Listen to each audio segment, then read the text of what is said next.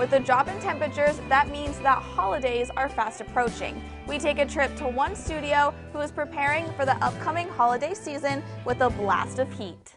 Add some heat, a few twists, and a half hour later, you get this. A beautifully crafted piece of hand-blown glass.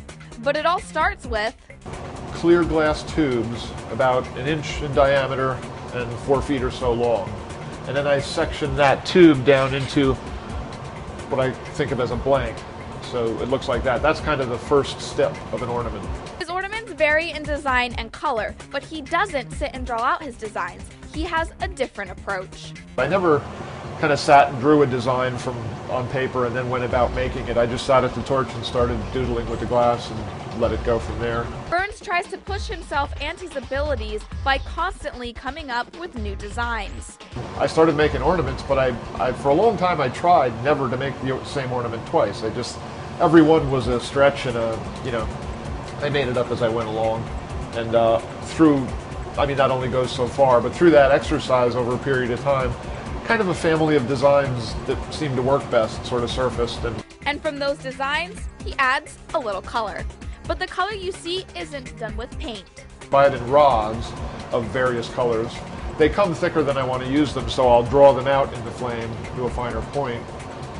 And then in the flame, I'll kind of it's almost like painting it onto the clear tube in the flame. I melt them together. But those twists, spirals, and designs you see, they weren't put on twisted that way. All the twisties and spirals that you see in my ornaments, all that color went on straight originally, and then I remelted and twisted after the fact. Even though the total time for making one glass ornament is around a half hour, it takes a lot of time and creativity. But glass blowing wasn't always something Brynes was interested in. It's a kind of art that he just stumbled upon. It's not something that I kind of always wanted to do. I guess I felt like I wanted to do something different, something creative, and I didn't know what it was. And I was just fortunate enough that an opportunity in glassblowing came up, and it just intrigued me, and I was just lucky, right place, right time, I guess you'd say. And when tragedy struck the United States, he used his craftsmanship as a way to help. 9/11 happened.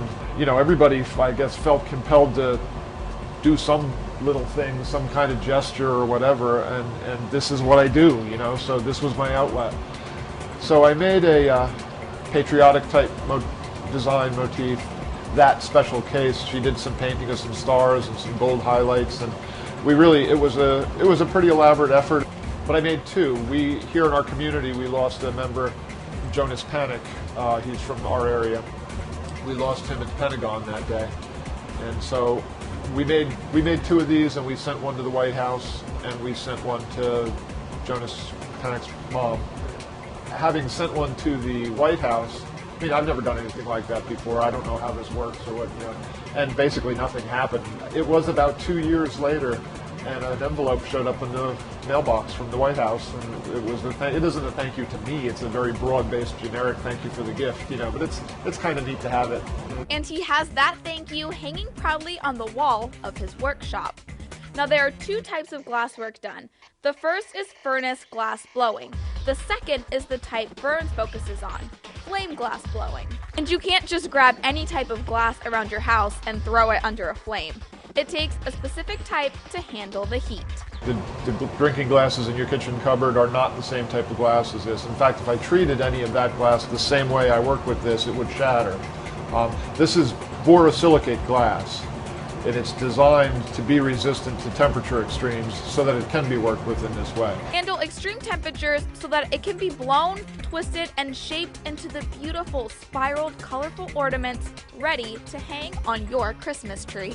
And though glass blowing is portable and can be easily transported, Brynes stresses that it isn't something to just be played with.